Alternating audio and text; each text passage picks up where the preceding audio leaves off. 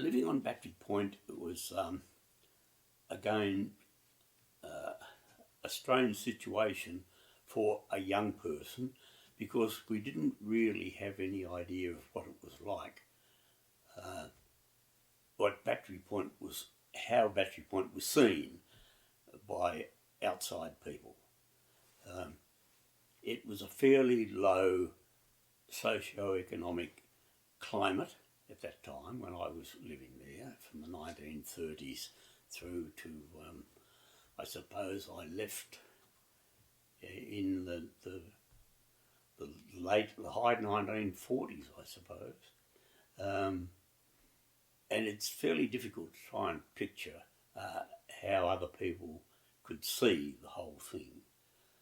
I get lots of comments now at this stage on what it was like and what Battery Point was like in that era. Mostly not terribly complimentary, and I usually have an answer for them in that, at least at that era, you could leave your milk money out with the can and know it'd still be there in the morning. That's how honest everybody was in the area then, and interesting to think back on that time. Battery Point was a fairly self-contained place in its own right. The shops, and there are a lot of them, mainly because there were no vehicles. Nobody got onto their vehicles and moved away. You didn't just jump in your car and move to the city to shop, or go to North Hobart to buy a McDonald's. There was no such thing as a situation. You either lived on Battery Point, you may have worked around Salamanca Place, where a lot of the industries were. You may have worked in the city, been a wharfie, worked on the slip yards at Battery Point, but you still lived in Battery Point. Battery Point as a village was a most interesting place. The shops were all very independent. Shop owners were very supportive of the local people.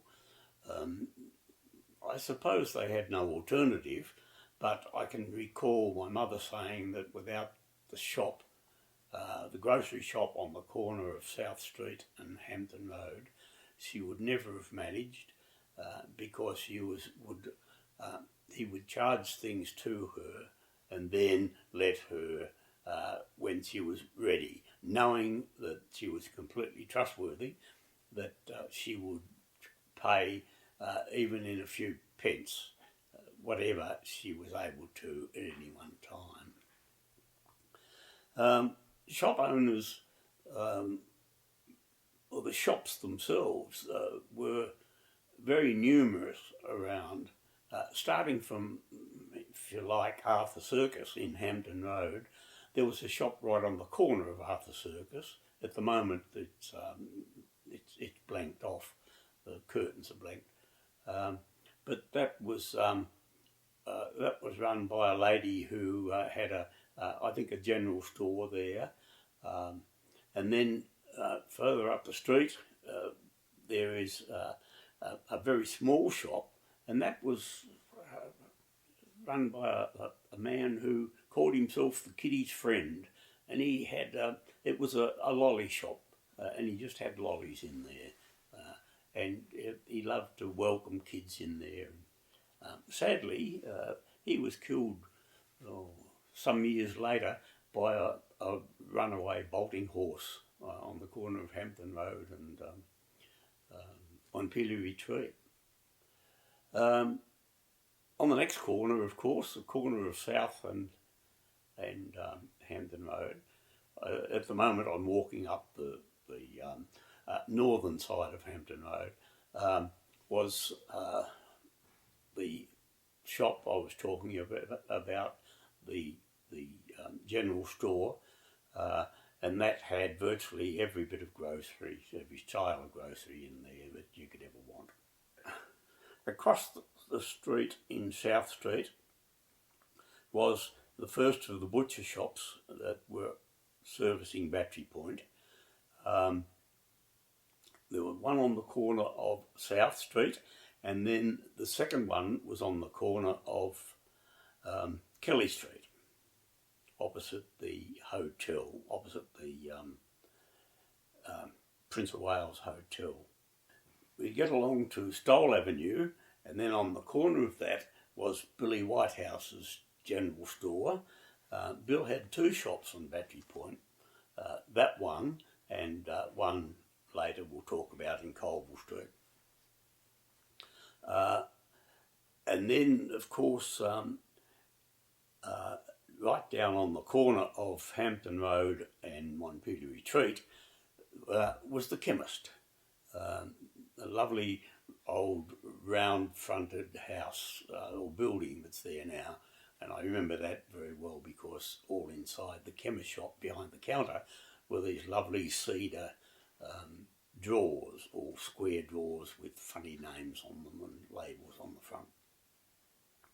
And just around the corner from that into Montpelier Retreat, of course, was Theo Pipkin's hairdresser's shop, and that's where I was sent to have my hair cut around there.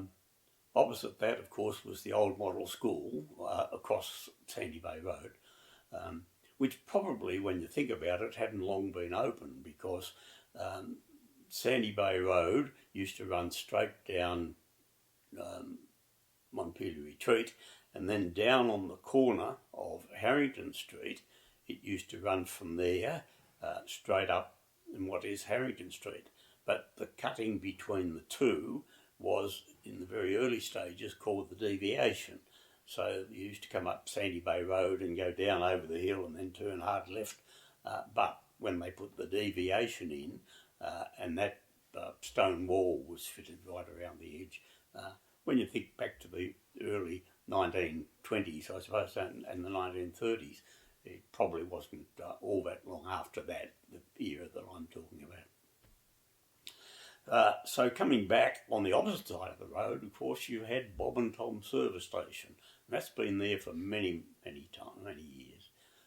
Still servicing cars, still virtually run by the same family, which is amazing. A little bit coming south again, you then had the Queen Alexandra Hospital, where I was born. Back further along Hampton Road, you had a row of small shops that are still there. Some of them have been converted into other businesses. But there was a shoemaker, I think a greengrocer, and then on the corner of Francis Street was Mrs. Corum's vegetable shop. And that was probably all that there was in that area. So there were quite a number of shops, two butcher shops, a number of grocery shops, a couple in Colville Street. Mr. Triffett was where the car park of the Shipwrights Arms Hotel is now. And then in St George's Terrace, Mrs. Ryan had a shop about opposite the end of DeWitt Street. So when you think about it, there were a lot of small shops servicing a large number of residents in the area.